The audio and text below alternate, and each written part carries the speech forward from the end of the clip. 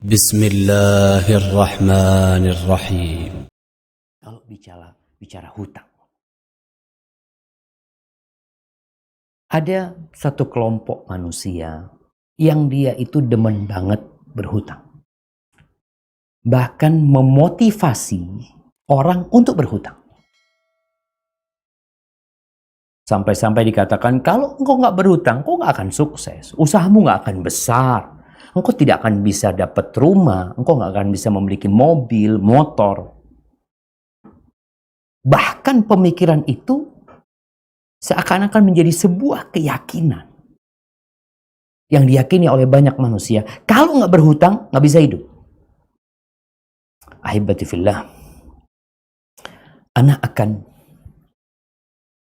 membacakan firman-firman Allah ya, yang telah menyempurnakan agama ini. Allah Azza wa Jalla, semua yang kau perlukan itu sejatinya sudah Allah jelaskan.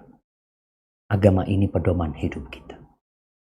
Kalau pikiran manusia, konsep yang dibuat oleh manusia bisa salah, bisa benar.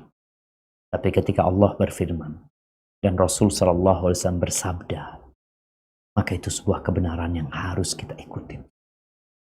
Malam ini kita ngaji. Kalau tadi disampaikan oleh Bang Tengku Firmansyah bahwasanya kajian ini sebenarnya udah lama.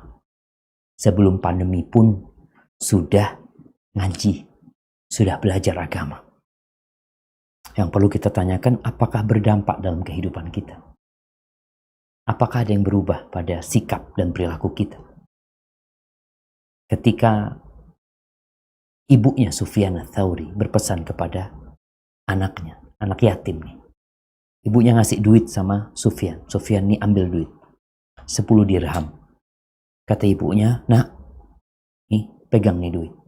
Engkau belajar dengan duit ini 10 hadis. 10 sabda Nabi SAW. Kasih duit. Perlu biaya orang belajar. Sekolah, keluar biaya. Lalu pesan ibunya, kalau engkau sudah dapat 10 hadis, engkau evaluasi dirimu. Kalau 10 hadis itu merubah sikapmu, cara berbicaramu, cara dudukmu, cara berjalanmu, sikapmu kepada manusia, ada perubahan, lanjutkan kau menuntut ilmu. Tapi kalau enggak, nak, kalau tetap aja nggak ada perubahan pada dirimu, kayaknya nggak usah belajar, nak. Ibu takut ilmumu jadi balak buat engkau nanti. Maka itu yang perlu kita tanyakan setelah kita ngaji berbulan-bulan ya. Tiap pekan kita ngaji. Sebagaimana tadi disampaikan, bahwasanya Bapak Aris berusaha untuk memberikan pencerahan kepada teman-teman yang ada di situ. Iya, cuma harus ada perubahan di diri kita. Berkaitan dengan hutang, apakah kita masih suka berhutang? Aisyah radhiyallahu ta'ala anha, istri Nabi, seringkali dia mendengar Nabi SAW berdoa dalam sholatnya. Dalam sholatnya. Ingat, di dalam sholat itu ada tempat-tempat yang mustajab. Seperti ketika sujud, ya, di akhir sholat sebelum salam. Apa isi doa Nabi SAW? Beliau berdoa, Allahumma inni a'udzubika minal ma'thami wal maghram. Ya Allah, aku berlindung kepadamu dari dosa dan hutang. Dosa dan hutang. Kok seakan-akan dosa ini konconya hutang.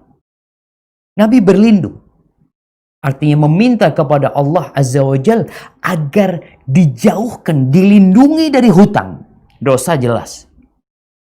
Maka tatkala itu ada yang bertanya kepada Nabi SAW, ma aktsara ma tasta'idu minal maghram. Ya Rasulullah, betapa seringnya engkau itu memohon perlindungan kepada Allah dari hutang. Ada apa sebenarnya sama hutang ini? Kok takut banget Nabi SAW? Di saat banyak manusia yang meremehkan utang. Nabi takut dari utang. Doa minta sama Allah supaya dijauhkan dari utang. Lalu Nabi memberikan penjelasan SAW. Kenapa beliau berlindung dari hutang? Innar rajula idza gharim haddath.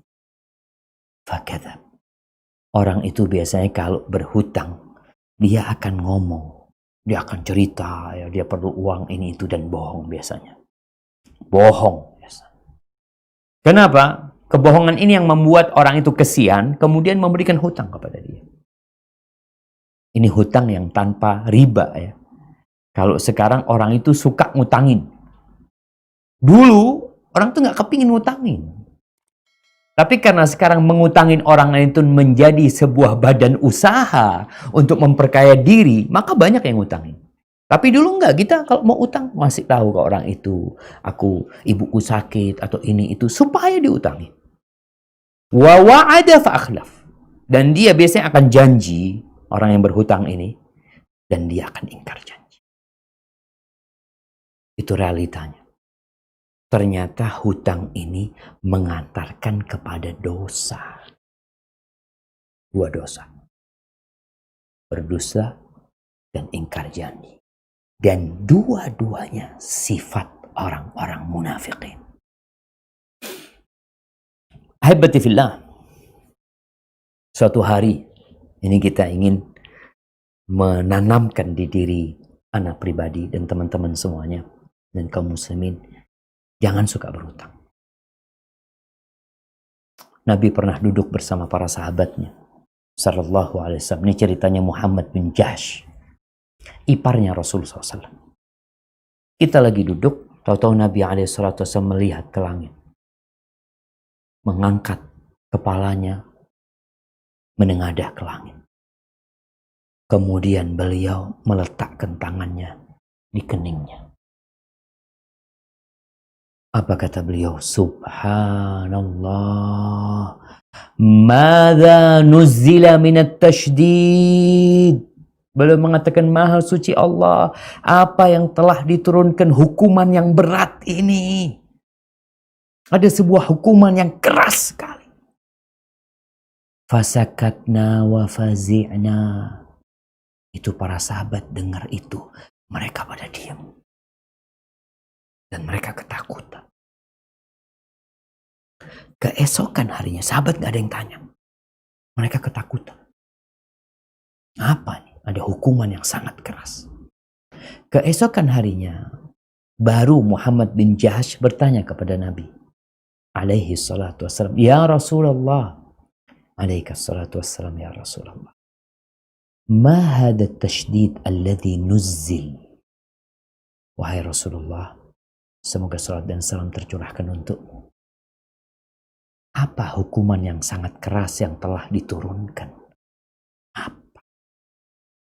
Faqala.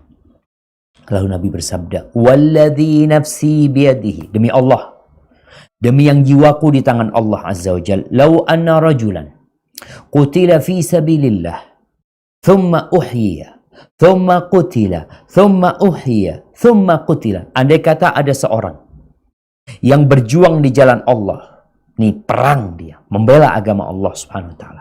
Kemudian dia mati syahid. Lalu dia dihidupkan kembali sama Allah. Dan dia berjuang lagi di jalan Allah. Ini orang ini nggak cari fulus, nggak mikirin dunia. Ini orang mau berjuang untuk agama Allah Subhanahu wa taala. Mati lagi dia. Kemudian dihidupkan kembali. Lalu berjuang lagi dan mati 3 kali. Wa alaihi dainun ma dakhala al-jannah hatta yuqta anhu dain. Dan dia menanggung hutang, maka nggak masuk surga tuh orang. Nggak bakal masuk surga sampai utangnya dibayar. Nggak main-main jamaah. Padahal kita tahu pahala orang yang mati syahid. Subhanallah. Orang yang mati syahid itu dengan awal tetesan darahnya diampuni dosa-dosanya. Kecuali hutang. Para ulama menjelaskan hutang ini sekedar contoh. Sebenarnya bukan hanya utang. Semua yang berkaitan dengan hak-hak makhluk Allah, itu urusannya sama makhluk. Yang urusannya sama Allah semua diampuni. Engkau pernah menyakiti saudaramu, pernah mengumpat saudaramu, pernah membuli saudaramu, itu akan kau pertanggungjawabkan. Dan urusan yang terbesar adalah urusan hutang. sampai dibayar. Gimana kalau ternyata ahli warismu tidak membayar? Keluargamu tidak membayarkan. Ahibati fillah. Nih, di awal Islam, Nabi SAW itu nggak mau mensolati orang yang mati punya utang. Pernah ada sahabat yang meninggal dunia, ditanya sama Nabi SAW, punya utang nggak dia? Kata para sahabat, iya dia punya utang. Berapa utangnya? 2 dinar. 2 dinar itu kira-kira ya 5 juta. Lalu Nabi SAW tidak mau mensolatnya. Ada seorang sahabat, Abu Qatadah radhiyallahu anhu, mengatakan, ya Rasulullah, aku yang nanggung utangnya. Aku yang nanggung utangnya. Jadi ada sahabat yang menjamin utangnya akan dibayar. Lalu Nabi mensolatnya. Ketika keesokan harinya, Nabi SAW bertanya kepada Abu Qatadah. Qala, Abu Qatadah, engkau udah bayarin? Kata dia, udah Nabi SAW. Al-an baradat alaihi jildu. Sekarang setelah engkau lunasin, baru kulitnya itu sejuk. Baru dia dingin. Artinya jaminan dari seseorang tidak membuat dia lepas dari hutangnya sampai dibayarin hutangnya. Karena dia yang hutang. Ini menunjukkan tentang beratnya urusan hutang. Jangan hutang kecuali darurat. Kecuali terpaksa hutang. Tapi kebanyakan kita hutang untuk beli handphone. Hutang untuk beli motor. Sekarang lagi rame beli sepeda. Mana punya motor, sepeda. Subhanallah. Thauban, maula Rasul SAW. Dia meriwayatkan hadis bahwa Nabi SAW mengatakan, man mat wa huwa bari'un min thalath. Barang siapa yang mati dalam kondisi dia itu bebas dari 3 perkara. 1, 2, 3. Kalau engkau mati, kan pesan Allah, wala tamutunna illa wa antum muslimun. Jangan mati kecuali dalam kondisi Islam. Nah, tapi ternyata ada hal-hal lain yang perlu kita jaga. 3 hal salah satunya. Yang pertama, kalau engkau mati selamat dari kesombongan. Sombong itu bukan pakai baju baru. Bukan pakai sandal yang bagus. Mobil yang mewah, enggak. Sombong itu menolak kebenaran. Dikasih tahu. Enggak mau. Itu sombong. Dan meremehkan orang lain. Sebagian kita kan yang kalau mendengarkan ceramah, mendengarkan kajian, dia udah gak nyaman. Memang dia gak mau dengar. Gak mau terima dia. Walaupun yang disampaikan kebenaran. Itu sombong. Dan meremehkan orang lain. Dan kita tahu, la yadkhulul jannah, gak masuk surga orang yang di hatinya ada sebesar dzarrah. Sebesar semut dari kesombongan. Yang kedua, al-ghulul. Mengambil harta milik orang banyak. Kalau mencuri milik 1 orang.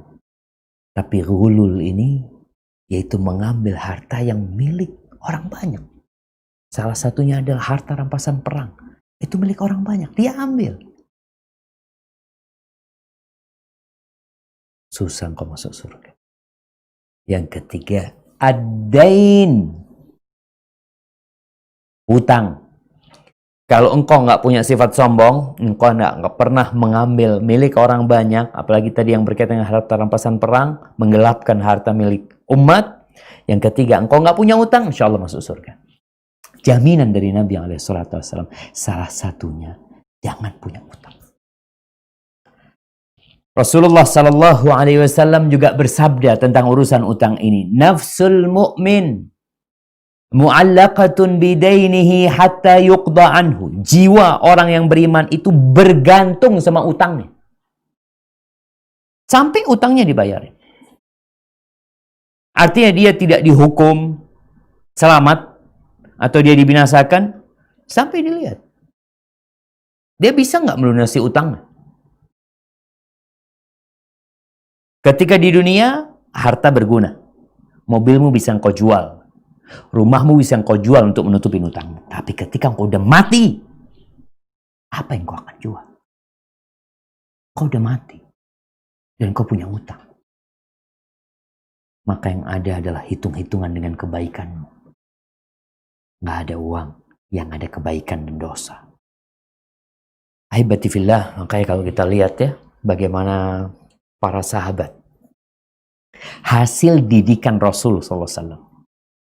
Kita ini hasil didikan siapa kok suka berutang? Sampai mengatakan kalau nggak utang nggak sukses. Ya, kadangkala orang-orang kapitalis yang mendidik kita sehingga kita suka berhutang. Kadangkala hutang kita bukan karena kebutuhan, tapi karena keinginan. Umar bin Khattab, Amirul Mukminin, seorang presiden. Bukan presiden sih, terlalu kecil kalau presiden. Dia itu Amirul Mukminin, pemimpinnya orang-orang yang beriman. Yang kekuasaan Islam di masa Umar bin Khattab radhiyallahu anhu itu dari kota Madinah terbentang jamaah terus sampai ke Persia, sampai ke Azerbaijan, Yaman jangan ditanya, Syam selesai semua di bawah kekuasaan Islam, Mesir di bawah kekuasaan Islam pada waktu itu. Apa pesannya pemimpin kepada rakyatnya, kepada para sahabatnya? Dia mengatakan kepada rakyatnya, dia menyampaikan kepada penduduk negeri. Dia mengatakan, Iyakum waddain. Hindari hutang. Hindari berhutang. Kenapa? Fa inna awwalahu hammun wa akhiruhu harb. Awal hutang itu kegundahan. Orang kalau sudah punya utang, ya, apalagi kalau urusan cicilan rumah, cicilan ini, itu apalagi yang berbau riba. Udah akhir bulan dia kepikiran, ya. Khususnya di masa pandemi ini, penghasilan sedikit. Tapi dia sudah terlanjur hutang ini, hutang itu. Yang mau nggak mau dia harus bayar. Awal engkau hutang itu sudah jadi beban. Akan ada kegalauan di dirimu. Dan ujungnya nanti perang. Rumah yang disita. Ya kita melihat. Debt collector yang kadangkala sampai ya melakukan tindakan-tindakan kezaliman, ya. Ya, ada. Penyebabnya apa? Utang. Maka Umar bin Khattab radhiyallahu anhu mengatakan hindarin hutang. Itu kalau Umar bin Khattab radhiyallahu anhu. Anaknya Umar, ini bapak, pemimpin, penguasa pada waktu itu berpesan kepada rakyatnya untuk tidak berhutang, jangan berhutang. Terus gimana? Ya udah hidup apa adanya. Anaknya Abdullah bin Umar, dia mengatakan kepada kawannya, ya Hamran, ittaqillah. Wahai Hamran atau Humran namanya, orang yang dipanggil sama Abdullah bin Umar, bertakwalah kepada Allah. Wala tamutu 'alaika dain. Dan jangan kau mati punya utang. Jangan mati punya utang. Gimana bicara mati punya utang? Jangan mati. Engkau punya utang. Kita ini nggak tahu kapan ajal menjemput kita. Caranya, ya udah jangan berutang. Fayu'khadhu min hasanatika la dinar thamma wala dirham. Nanti kalau engkau mati punya utang, engkau sholat, engkau haji, engkau umroh, diambilin tuh dari amal solehmu, diberikan kepada orang-orang yang kau punya utang sama mereka. Sholat yang kau capek, lelah, perlu kesabaran, pahalanya dikasihkan sama mereka. Apa penyebabnya? Engkau berutang sama mereka. Jamaah rahimakumullah, para ulama berbincang tentang hutang ini. Terus gimana Ustaz? Boleh apa enggak berhutang? Para ulama mengatakan boleh berhutang dengan 3 syarat. 3 syarat. Yang pertama, niat untuk membayar. Niat untuk membayar. Karena ada orang yang pinjam sama kawannya. Dari awal dia nggak niat mau bayar. Aduh lah, fulan nggak bayar, nggak apa-apa sama fulan. Ada orang-orang yang seperti itu. Jadi dari awal dia sudah merasa nggak perlu bayar gitu. Dan banyak terjadi di negeri kita juga jemaah ya. Orang-orang yang beli sesuatu, yang kemudian kredit. Lalu dari awal dia ingin menghilangkan barang tersebut. Kata Nabi SAW, Man akhada amwalan nas yuridu ada'aha adallah anhu. Barang siapa yang ngambil hartanya orang, pinjam sama orang uang, berhutang. Dan dalam hatinya dia bertekad untuk melunasinya, adallah anhu. Allah yang akan bayarin utang dia. Allah yang akan bayarin utangnya. Karena dari awal udah dia komitmen, aku mau bayar gitu. Nggak ada bohong-bohong dia, enggak. Memang dari awal niat. Jadi ini urusan hati. Wa man akhadha amwalan nas yuridu itlafaha atlafahu Allah.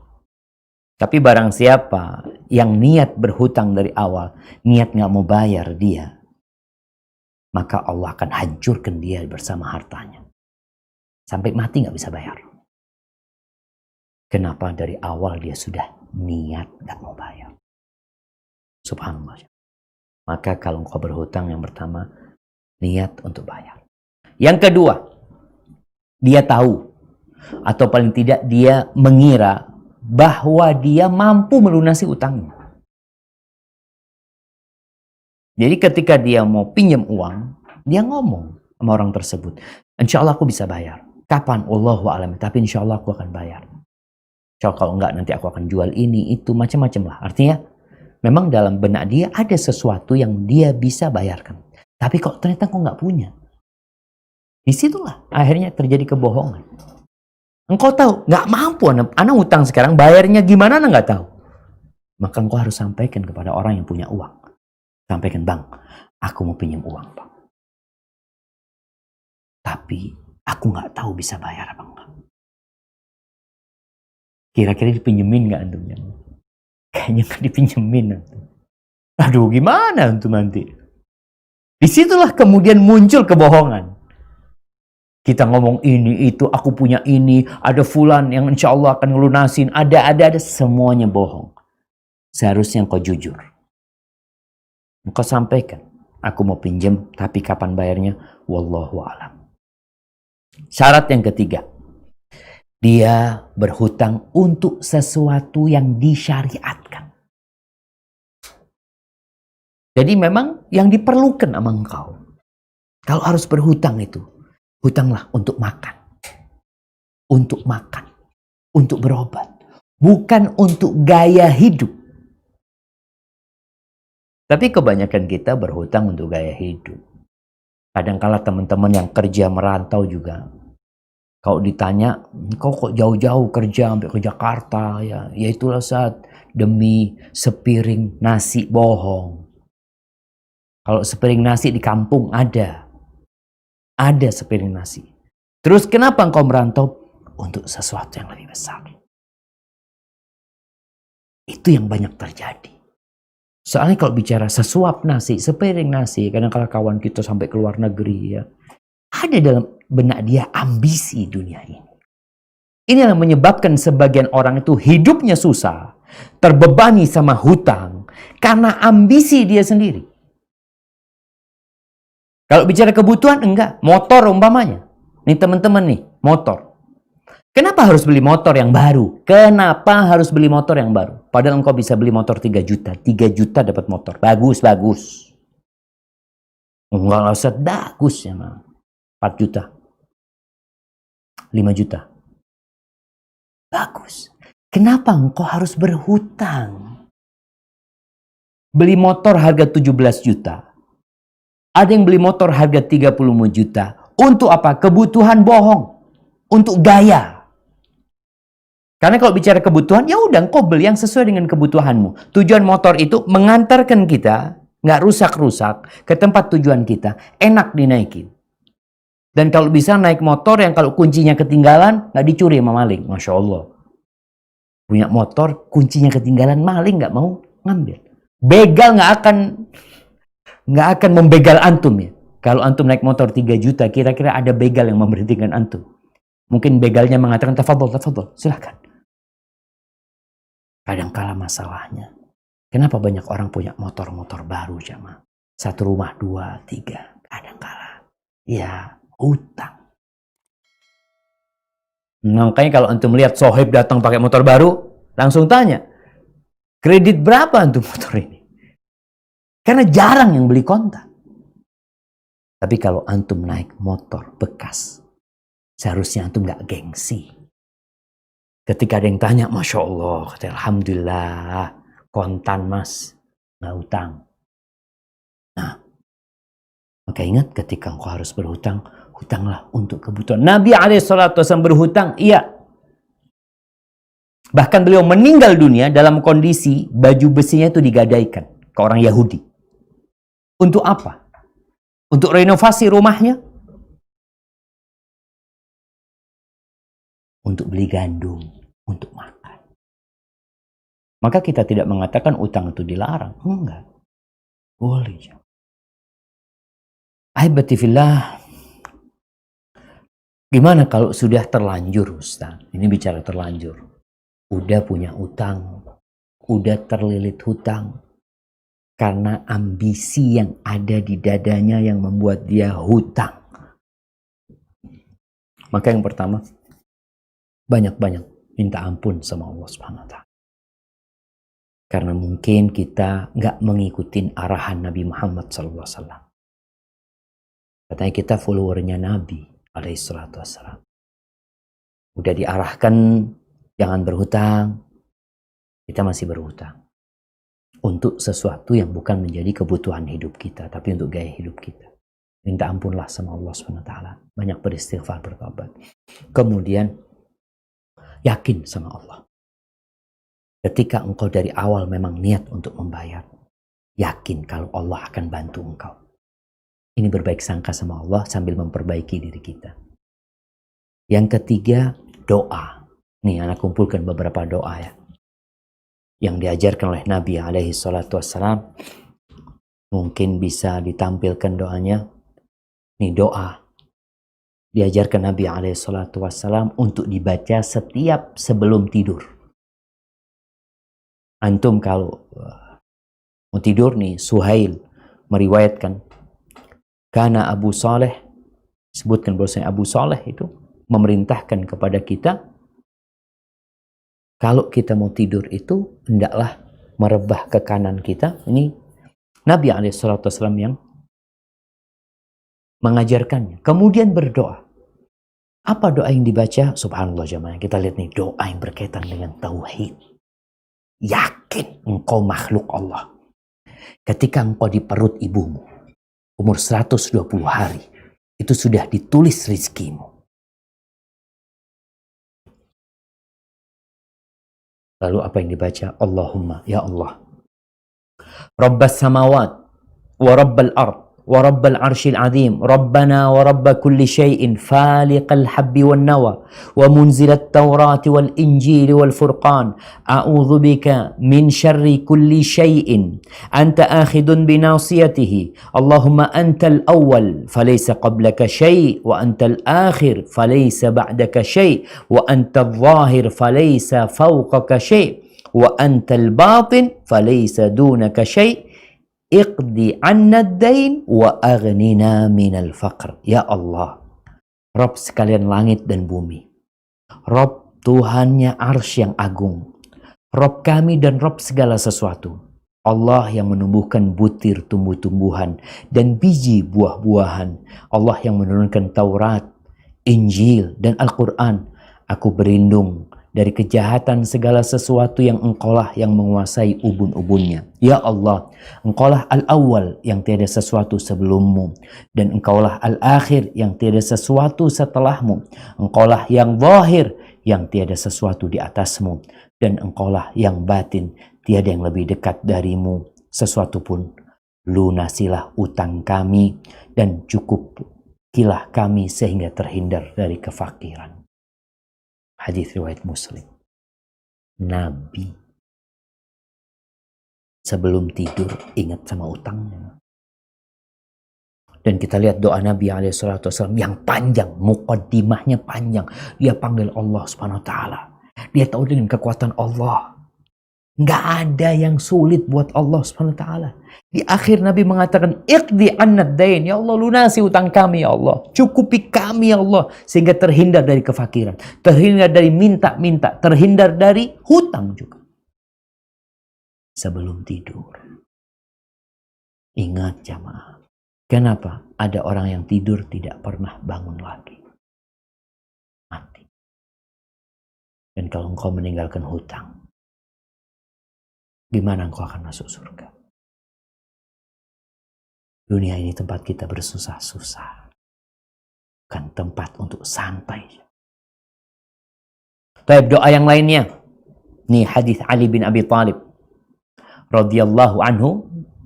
Pernah datang seorang yang punya utang, punya tanggungan hutang. Dia datang kepada Ali bin Abi Thalib, lalu dia mengatakan, "Inni ajaztu an kitabati fa'inni." Ya Allah, dia mengatakan, "Wahai Ali bin Abi Thalib, aku nih nggak mampu untuk melunasi utangku." Dia itu budak yang hendak membebaskan dirinya. Dia mengangsur. Dan dia mengatakan, "Aku nggak mampu lagi untuk membayar angsuran tersebut. Maka bantulah aku." Apa kata Ali bin Abi Thalib? "Ala u'allimuka." Apa dikasih duit sama Ali bin Abi Thalib? Enggak. Tapi dikasih amalan. Kita nih kadang kala kalau datang ke orang, datang ke Ustaz, "Ustaz, tolong Ustaz, Anda punya utang, bantuin lah Ustaz." Dikasih amalan, masa dikasih doa Ustaz? Masa nggak punya fulus-fulus Ustaz atau kawan-kawan lah yang bisa bantuin Anda? Ini orang datang kepada Ali bin Abi Thalib dan Ali mengatakan kepada dia, "Ala u'allimuka kalimatin 'allamanihinna Rasulullah sallallahu alaihi wasallam." Kamu mau nggak aku ajarin sebuah amalan yang aku diajarin sama Rasulullah sallallahu alaihi wasallam? "Lau kana 'alaika mithlu jabali sirin dainan addahu Allahu anka." Kalau engkau menanggung hutang sebesar gunung Sir. Ada gunung, punya sebuah kabilah itu jemaah. Utang semuanya, emas nih, sebuah gunung. Allah akan lunasin. Allah akan lunasin. Tapi engkau percaya nggak sama Allah? Kalau Allah mampu melakukan itu. Ali hendak menanamkan di diri orang ini ketergantungan kepada Allah SWT. Kita tuh banyak bergantung sama dompet kita, sama tabungan kita, sama gaji kita. Oh, nanti ada uang, ada ini, Allah kasih COVID-19. Selesai. Yang engkau berpikir dapat melunasi utangmu, ternyata pupus harapan semuanya. Nggak ada pemasukan. Allah mengajarkan kepada kita untuk bergantung kepada Rabbul Alamin. Lillahi ma fis samawati wa ma fil ardi. Allah itu bukan pemilik Indonesia, jemaah. Tapi Allah yang memiliki negeri kita.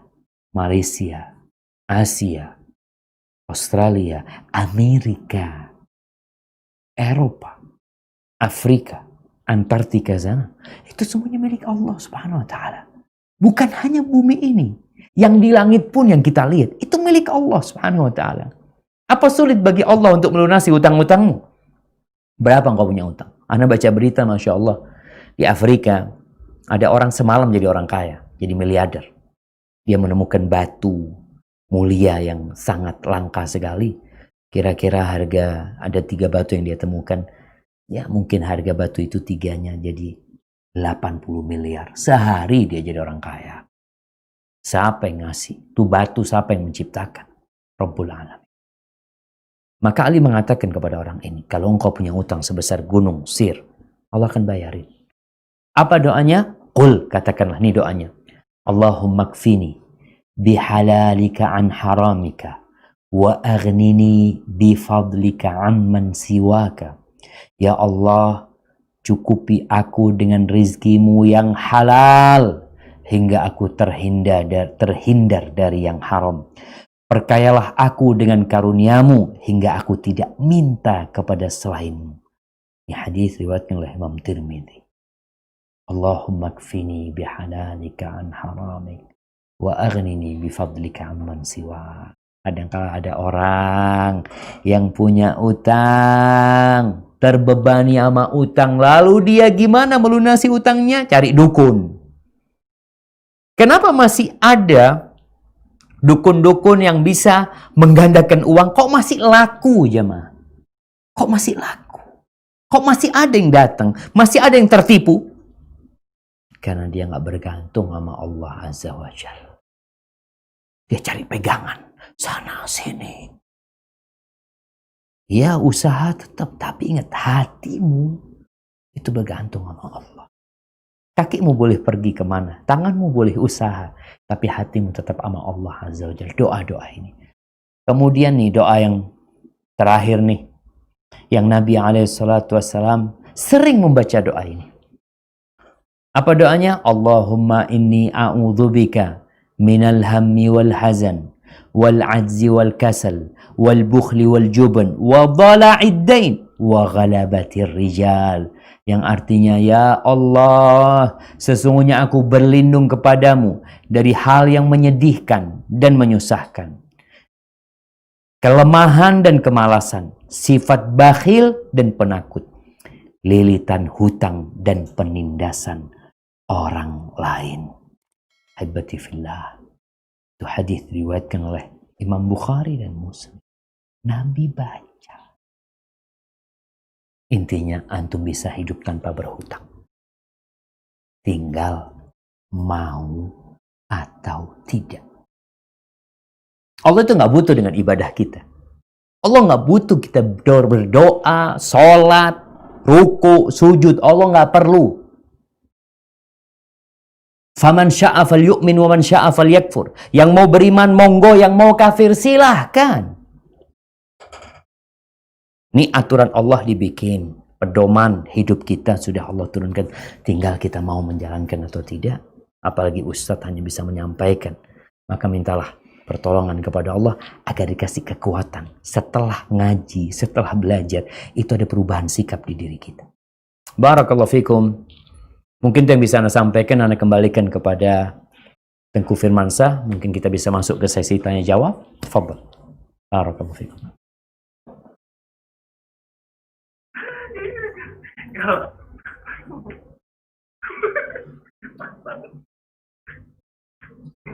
Masih di mute kayaknya. Oh iya, oke. Alhamdulillah, terima kasih sekali Pak Ustadz. Kita langsung saja mulai pertanyaannya. Ada dari Ukhti, pertanyaannya, Assalamualaikum warahmatullahi wabarakatuh, Pak Ustadz. Waalaikumsalam warahmatullahi wabarakatuh. Bagaimana hukumnya untuk seorang perempuan apabila ia memiliki calon suami yang sekarang sedang terlibat dalam hutang piutang usaha dalam jumlah besar. Laki-laki ini belum melamar karena yang bersangkutan ingin menyelesaikan hutang piutangnya terlebih dahulu sebelum melamar sang wanita, agar wanita ini tidak ikut terlibat di dalam masalah hutang piutangnya. Apakah sebaiknya wanita itu menunggunya atau bagaimana? Nah, Jazakallahu khairan. barakallahu fikum, Masya Allah ya.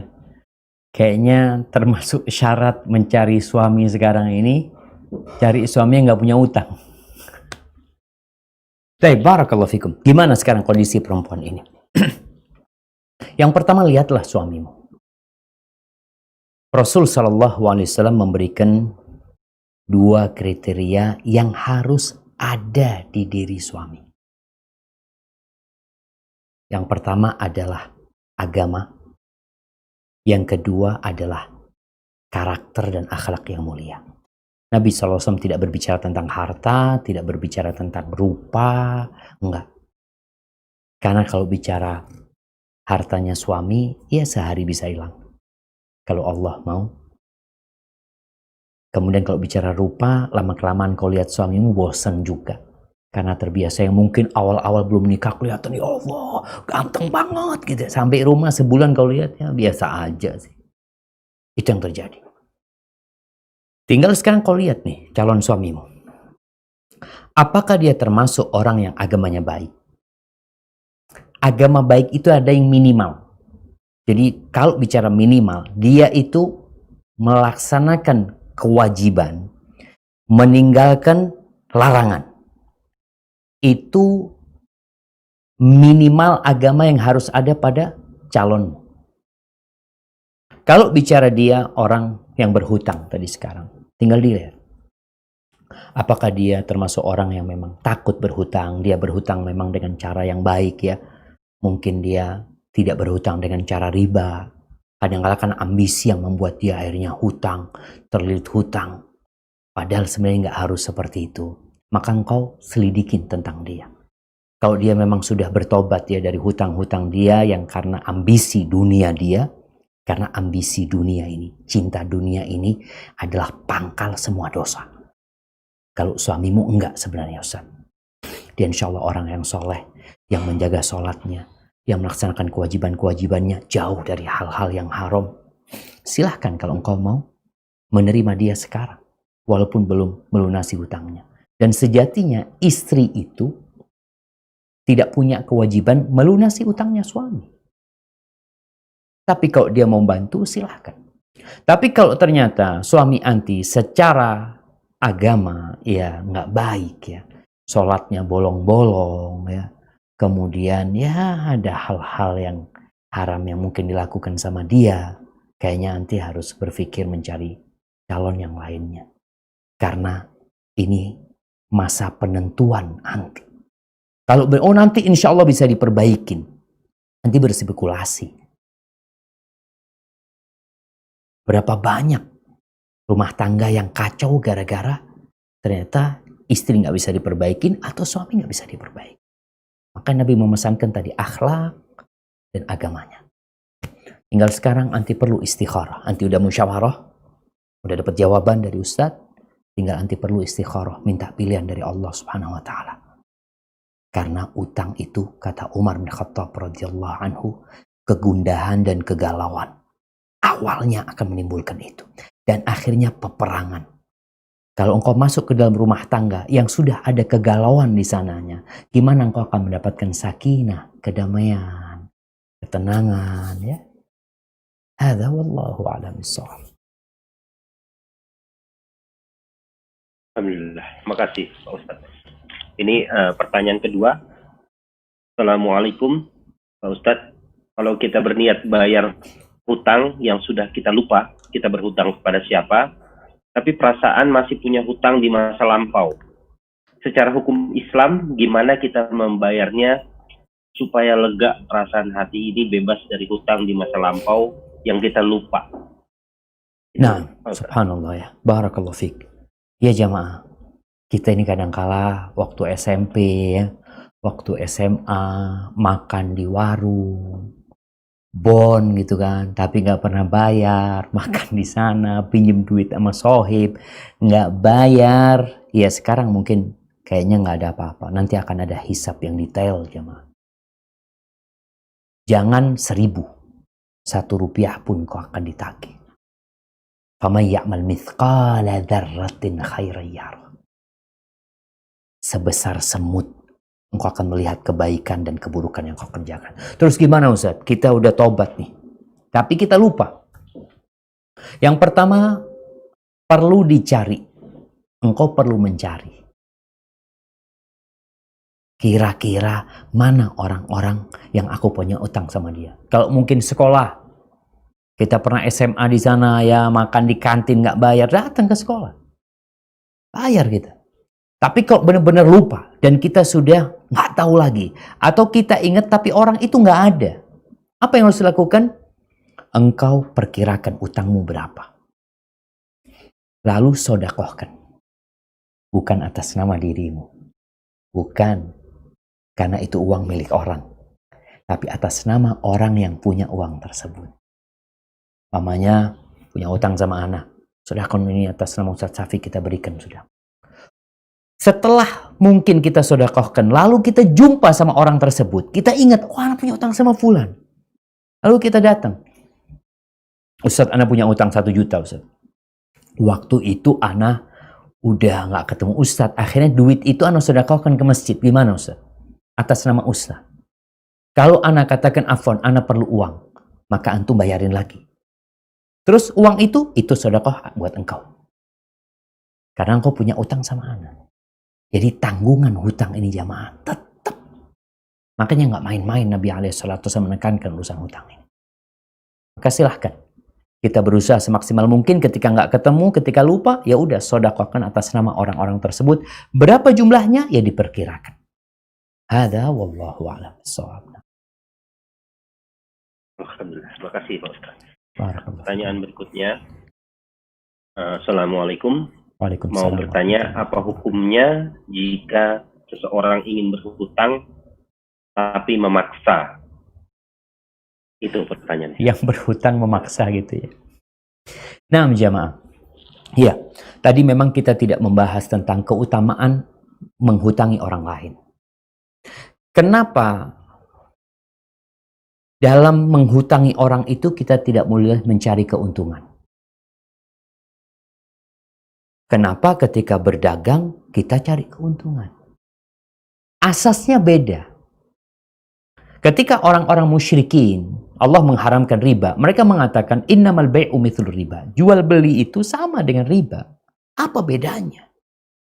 Aku punya uang 1 juta, aku belikan handphone, lalu aku jual handphone tersebut 1,5 juta, aku dapat untung 500. Kenapa nggak boleh? Apa bedanya aku kasih pinjam uang fulan 1 juta, lalu dia bayar 1,5 juta? Apa bedanya? Ini untung 500, ini untung 500. Bedanya, utang itu asasnya menolong orang lain. Dagang itu asasnya cari keuntungan. Sehingga ketika engkau menghutangi orang lain untuk mencari keuntungan, Allah murka kepadamu. Karena orang yang menghutangi orang lain itu dijanjikan akan dimasukkan surga sama Allah. Bahkan kalau dia ngutangin orang 1 juta, sampai pembayaran, tiap hari terhitung dia itu sodakoh setengah dari uang tersebut. Dia sodakoh 500.000. Ketika jatuh tempo, dia masih kasih waktu buat saudaranya untuk membayar. Terhitung dia sodakoh full seperti uang yang dia pinjamkan. Bayangkan, uang kita nggak hilang tapi terhitung sodakoh. Maka Allah murka ketika engkau cari keuntungan dari mengutangin orang lain. Gimana sekarang kalau ada orang yang hutang sama kita, maksa? Itu termasuk akhlak buruk. Kenapa? Karena menjadi hak kita tidak menghutangin orang. Namun kalau engkau melihat dia butuh, tanyain dia, apa kebutuhannya? Engkau hutangin dia berharap pahala dari Allah SWT, maka itu menjadi sesuatu yang indah buat dirimu. Dan ingat, Nabi SAW mengatakan, ahsanukum qadaan. Orang yang terbaik di antara kalian adalah orang yang paling baik kalau bayar utang. Nggak perlu ditagih, dia bayar. Itu orang baik. Dan kalau ingin tahu orang yang karakter buruk nih, kalau ingin tahu orang itu karakternya baik atau buruk, lihat. Bayar utang nggak tuh orang?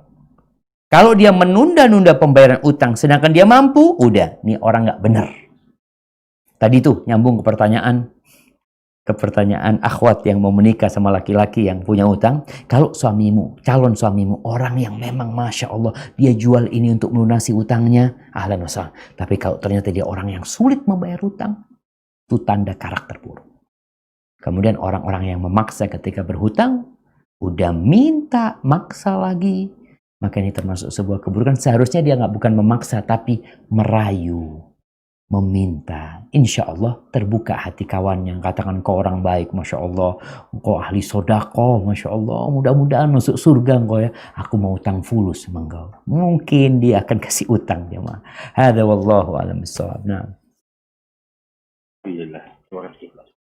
Pertanyaan berikutnya. Assalamualaikum Pak Ustadz. Waalaikumsalam warahmatullahi. Ingin bertanya, saya punya cicilan atau hutang, tapi pengen beramal. Pertanyaannya, harus lunasi dulu hutang baru beramal, atau masih punya hutang bisa sambil beramal? Terima kasih. Barakallahu fikum. Ya jamaah. Apakah orang yang berhutang itu bisa beramal? Tergantung utangnya. Ada utang yang jatuh tempo. Mau tidak mau engkau harus lebih mengutamakan kewajibanmu. Engkau lunasin utang tersebut. Tapi ada utang yang belum jatuh tempo. Anak janji akan bayar umpamanya Ramadan tahun depan. Apakah selama dari bulan Dzulhijjah sampai Ramadan dia nggak sodakoh? Kalau suruh sodakoh, anak masih punya utang. Engkau kalau masih punya utang bayarin sekarang. Tapi kalau engkau masih pembayarannya nanti, di sini engkau bisa beramal. Jadi beramal itu, sodakoh itu tidak mengurangi harta. Bahkan sodakoh itu menjadi salah satu pintu rezeki. Namun ingat, jangan sampai engkau melakukan yang sunnah-sunnah, yang wajib engkau tinggalkan. Jadi intinya ketika engkau punya hutang dan sudah jatuh tempo, maka bayarin. Ini juga menjawab pertanyaan mungkin orang, bisakah orang itu melakukan haji sedangkan dia punya hutang? Iya, bisa aja. Asalkan tadi belum jatuh tempo pembayaran hutangnya. Dan syarat yang kedua, dia punya jaminan kalau dia mati mau main di Mekah, ada jaminan yang bisa melunasi hutangnya. Kalau sudah jatuh tempo dan dia punya jaminan, yang pertama dia harus lebih mengutamakan bayar utangnya. Dia datang kepada orang tersebut, "Bang, aku nih hari ini harus bayar utang. Aku punya uang 100 nih. Kalau abang izinkan aku mau daftar haji. Abang tunda nanti pembayaran hutangnya." Nah, izin sama dia, karena itu sudah jadi hak dia dan kewajiban kita melunasin. Jadi intinya kalau bicara sedekah, beramal, yang di situ perlu mengeluarkan uang, apabila sudah jatuh tempo, maka utamakan yang wajib buat kita. Apabila belum jatuh tempo, maka engkau bebas. Karena memang belum waktunya membayar hutang. Hada wallahu a'lam bishawab. Nah. Alhamdulillah. Terima kasih Pak Ustaz. Mungkin pertanyaannya belum ada lagi. Ini pertanyaan dari saya pribadi. Yep. Saya mau bertanya Pak Ustadz, kalau misalnya kita memberikan hutang sama orang, itu seperti apa pahalanya? Entah hutang tanpa riba, itu yang saya mau tanyakan. Siap, barakallahu fikum. Ya jamaah. Berkaitan dengan hutang ini memang ada adabnya. Di dalam Al-Quranul Karim itu ada surat, ada ayat terpanjang. Di Al-Baqarah insya Allah 282. Itu ayat tentang hukum utang piutang. Ketika ada orang hutang sama kita dan ada tempo waktu, hendaklah dicatat. Dan ada 2 saksi. Dicatat. Bukan karena kita bakhil, enggak, ini arahan Allah SWT untuk dicatat.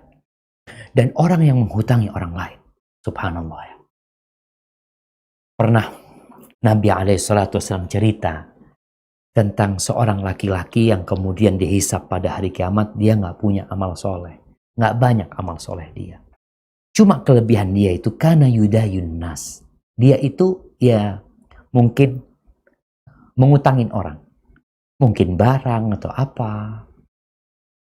Dia berpesan kepada petugas-petugas dia, kepada anak buah dia. Dia mengatakan, "Idza laqita mu'siran fatajawaz anhu." Kalau engkau berjumpa dengan orang yang kesulitan untuk bayar hutang, dia sulit hidupnya dan tidak bisa bayar hutang, tajawaz anhu, maafkan dia, udah halalkan buat dia. La'allallah an yatajawaza anna, dengan harapan Allah memaafkan dosa-dosa kita.